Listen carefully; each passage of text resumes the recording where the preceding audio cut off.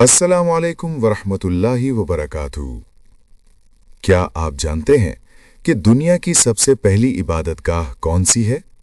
आइए आज जानते हैं अल्लाह के घर खाना काबा की अजमत और तवाफ की इब्तिदा की हैरत अंगेज दास्तान। दुनिया की सबसे पहली इमारत है खाना काबा।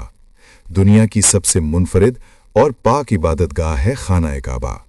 दुनिया की सबसे बड़ी मस्जिद मस्जिदुल हराम है खाना काबा।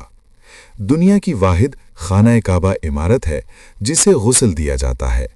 दुनिया की वाहिद इमारत है जिसे कपड़े गिलाफे काबा पहनाया जाता है। दुनिया की वाहिद जगह है जो सारी दुनिया के सेंटर में है। दुनिया की वाहिद इमारत है जिसके ऊपर से किसी हवाई जहाज को उड़ने या गुजरने की इजाजत नहीं है। यह है शान अल्लाह के घर खाना काबा की। तवाफ की इब्तिदा कैसे हुई? जमीन से पहले पानी ही पानी था। कुदरती तौर पर 2000 साल पहले काबा की जगह पर सफेद झाग पैदा हुआ। कुछ रोज में इसको फैलाकर जमीन कर दिया गया। फिर जब फरिश्तों को रब ने आदम अलैहिस्सलाम की पैदाइश की खबर दी तो उन्होंने अपना खिलाफत का इस्तेहकाक यानी हकदार होने का दावा किया और आदम अलैहिस्सलाम की पैदाइश की हिकमत पूछी, मगर इस जुरत की माजरत में तौबा की नीयत से 7 बार अर्शे अजीम का तवाफ किया।